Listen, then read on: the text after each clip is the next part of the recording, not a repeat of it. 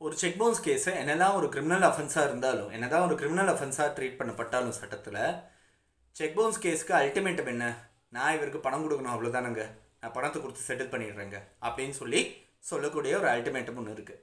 எல்லாருக்கும் மென்டாலிட்டியும் அதுதான், நான் நேரடியாக அவருக்கு பணம் கொடுக்கணும் அவ்வளோதான், நான் பணத்தை கொடுத்தா என்ன விட்டுருவீங்களா அப்படின்றது ஒரு கேள்வி கேட்கறதுக்கான வாய்ப்புகள் இருக்குது. செக் பவுன்ஸ் கேஸஸும் நிறைய இருக்குது. முன்னாடி சொன்ன மாதிரி 38 லட்சம் கேசஸ்க்கு மேலே பெண்டிங்கில் இருக்குது. நிறைய கோர்ட்ஸில் வந்து செக் பவுன்ஸ் கேசஸ் பெண்டிங்காக இருக்குன்னு ஒரு இடத்துல படிச்சிருக்கோம். ஸோ அப்படி இருக்கும்போது இது செக் பவுன்ஸ் கேசஸை சீக்கிரம் டிஸ்போஸ் பண்ணுறதுக்கு ஒரு ஆப்ஷன் ஒன்று. ரெண்டாவது, பாதிக்கப்பட்டது இதனால நிதி நெருக்கடி வந்து பொருளாதாரத்துக்கு ஏற்படக்கூடாது அப்படின்றதுக்கான ஒரு ப்ரிகாஷனாக ஒரு பர்டிகுலர் ஒரு ப்ரொவிஷன் வந்து கொண்டு வரப்பட்டது.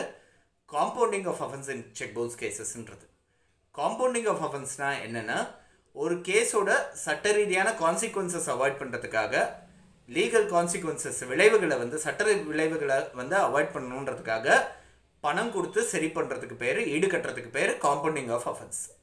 இது இந்த செக் பவுன்ஸ் கேஸை பொறுத்த வரைக்கும் ஒருத்தர் வந்து ரெண்டு ப்ரைவேட் பார்ட்டிஸ்க்கு நடுவில் கேஸு, ஒரு செக்கை பணம் கொடுத்துட்டு பணத்தை வந்து அக்கௌண்ட்டில் இல்லைன்றதுனால ரிட்டர்ன் ஆச்சுன்றது தான் கேஸே இருக்குது. ஸோ செக் பவுன்ஸ் கேஸஸ் பொறுத்த வரைக்கும் அந்த பணத்தை நான் திரும்பி கொடுத்துட்டேன் அப்படின்னா அஃபென்ஸ் வந்து காம்பவுண்ட் ஆகுன்றத ஒரு அண்டர்ஸ்டாண்டிங் ஒன்று இருக்குது. ஆனால் இந்த காம்பவுண்டிங் ஆஃப் அஃபென்ஸை பற்றி நடந்த ஒரு முக்கியமான சுப்ரீம் கோர்ட் கேஸஸ் பற்றியும் இப்போ பார்க்க போகிறோம். ரெண்டாவது, 1-2 விஷயம் தெரிஞ்சிக்க வேண்டிய விஷயங்கள் செக் பவுன்ஸ் கேஸஸில் காம்பவுண்டிங் ஆஃப் அஃபென்ஸஸ் சம்மந்தப்பட்டும் காம்ப்ரமைஸ் சம்மந்தப்பட்டும் தெரிஞ்சிக்க வேண்டிய முக்கியமான விஷயங்களை பற்றியும் இந்த கேஸில் இந்த வீடியோவில் நம்ம பார்க்க போகிறோம்.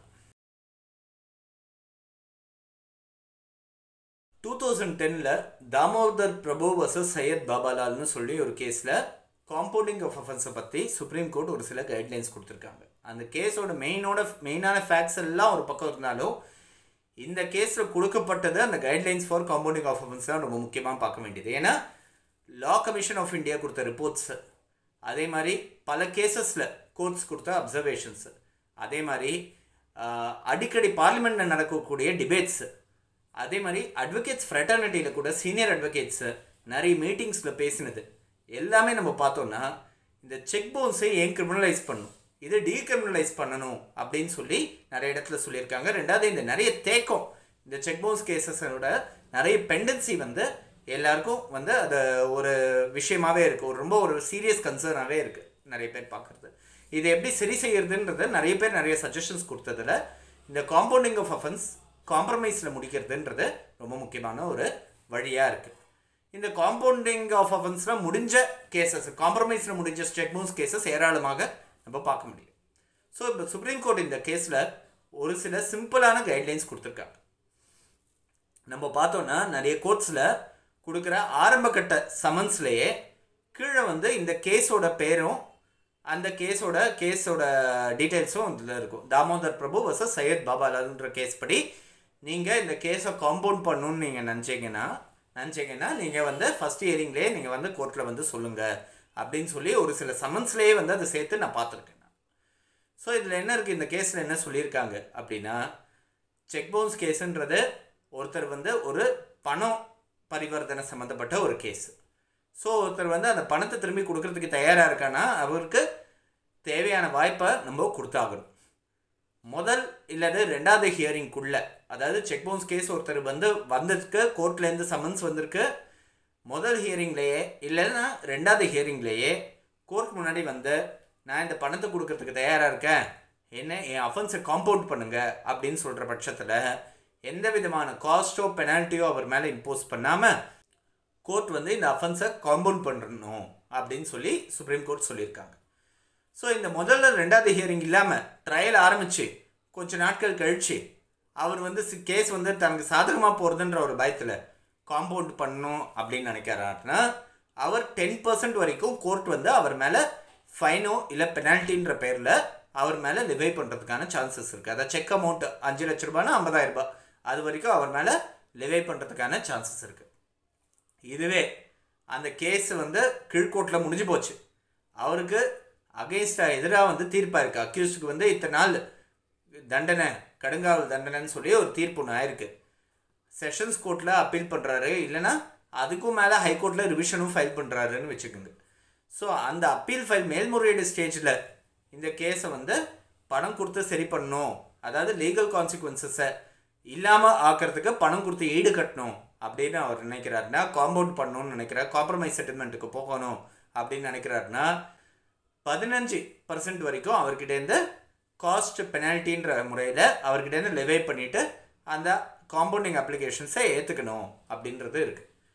ஹைகோர்ட்லேயும் அவருக்கு அகேன்ஸ்டாக தீர்ப்பாயிட்டு சுப்ரீம் கோர்ட்டுக்கு போகும்போது தான் அவருக்கு வந்து இந்த அஃபென்ஸை காம்பவுண்ட் பண்ணணும் அப்படின்ற ஒரு எண்ணம் வருது. ஆனால் அவர் சுப்ரீம் கோர்ட்டில் வந்து 20% அந்த செக்கோட அமௌண்ட்டை ஃபைனாவோ இல்லை காம்பன்சேஷனாவோ அவர்கிட்டேருந்து கலெக்ட் பண்ணிவிட்டு அவர் வந்து இந்த அஃபென்ஸை காம்பவுண்ட் பண்ணுறதுக்கான வாய்ப்பு கொடுக்கணும். ஸோ இதெல்லாமே வந்து அவர் அஃபென்ஸை காம்பவுண்ட் பண்ணுறதுக்கான வாய்ப்பு கொடுக்கணுன்றதுக்காக இருக்குது. யாரும் வந்து அவரை ஜெயிலில் போடணுன்றதுக்காக இல்லை. அவர் வந்து இதை பணத்தை கொடுத்து முடிச்சிடுறாரா, அவர் எந்த நேரத்துலையும் முடிக்கிறதுக்கான வாய்ப்புகள் இருக்குது அப்படின்றத நம்ம பார்க்குறோம். ஸோ இந்த கேஸை பார்க்கும்போது 138 வந்து ஜெயில் தண்டனைன்னு சொல்கிறது 2 மடங்கு செக்கோட அமௌண்ட்டு வரைக்கும் கொடுக்கலாம் அப்படின்றது. காம்பவுண்டிங் ஆஃப் அஃபென்ஸுன்றது ஒரு பேரலல் ப்ரொவிஷனாக இருக்கே இந்த சட்டத்து மூலமாக. அப்படின்னா இந்த 138க்கு அர்த்தமே இல்லையே, ஜெயில் தண்டனை தானே கொடுக்கணும் அவருக்கு, இல்லையே தனியாக வந்து அவர் எப்போ வேணாலும் கேஸை வந்து காம்ப்ரமைஸ் பண்ணிக்கலான்றது இருக்குன்னா அது அப்படி அர்த்தம் கிடையாது. கோர்ட் முன்னாடியே ஒரு அப்ளிகேஷன் போட்டு ஆப்போசிட் பார்ட்டி வந்து அதை ஒத்துக்கிட்டு ஒரு காம்ப்ரமைஸ்க்கு வரும்போது இதுதான் சிச்சுவேஷன். ஆனால் இதுக்கு அடுத்த ஸ்டேஜ் நிறைய நடக்கலாம் இது இடையில. ஆனால் இதை பொறுத்த வரைக்கும் இதுக்கு முன்னாடி எங்கே வேணாலும் இந்த 138 கேஸுக்கு இவருக்கு இந்த தண்டனை கிடைக்கிறது அப்படின்னா அந்த தண்டனைக்கும் இந்த காம்பவுண்டிங் அப்ளிகேஷனை நிராகரிக்கிறதுக்கும் ரைட் இருக்குது கோர்ட்டுக்கு. இதில் நம்ம தெரிஞ்சுக்க வேண்டிய ஒரு ரொம்ப முக்கியமான ஒரு விஷயம் ஒன்று இருக்குது.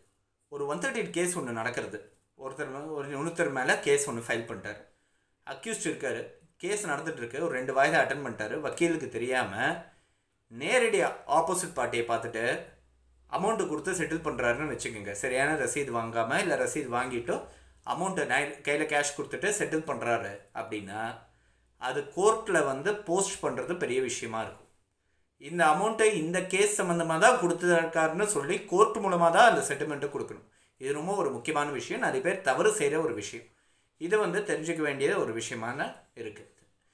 நிறைய பேர் வந்து அவர் மேலே ஒரு கேஸ் ஒன்று நடக்கிறது அப்படின்னா நேரடியாக இதை சரி பண்ணணும், இந்த டென்ஷன்லேருந்து நம்ம வெளியே வரணும், அட்வொகேட் ஆஃபீஸ்க்கு போகிறதுக்கே பிடிக்கல, எங்கள் பரம்பரையில் யாருமே கோர்ட்டுக்கு போனதில்லை. இந்த கேஸில் நிறைய பேர் வந்து அக்யூஸ்டோடவும் கிரிமினல்ஸோடவும் சரி நகராக நம்ம நிற்க வைக்கிறாங்க மேஜிஸ்ட்ரேட் கோர்ட்டில். சிவில் கேஸ்னாலும் பரவாயில்ல, நான் போகவே மாட்டேன், ஒவ்வொரு வாய்தாவுக்கும் நான் போக வேண்டியதாக இருக்குது, எனக்கு ரொம்ப மன உளைச்சல் கொடுக்குறது இது அப்படின்னு எதனா தோணுச்சுன்னா அவர் அட்வொகேட்டை கன்சல்ட் பண்ணி, ஆப்போசிட் அட்வொகேட்டை கன்சல்ட் பண்ணி, ஆப்போசிட் பார்ட்டியை கன்சல்ட் பண்ணி கோர்ட்டு மூலமாக அந்த பணத்தை செட்டில் பண்ணுறது தான் சரியான வழி. அப்படி பண்ணாமல் நேரடியாக அவர் ஆப்போசிட் பார்ட்டியை பார்த்து கொடுத்தாருன்னா அது சரி கிடையாது. அது முதல்ல தெரிஞ்சுக்க வேண்டிய ஒரு விஷயம்.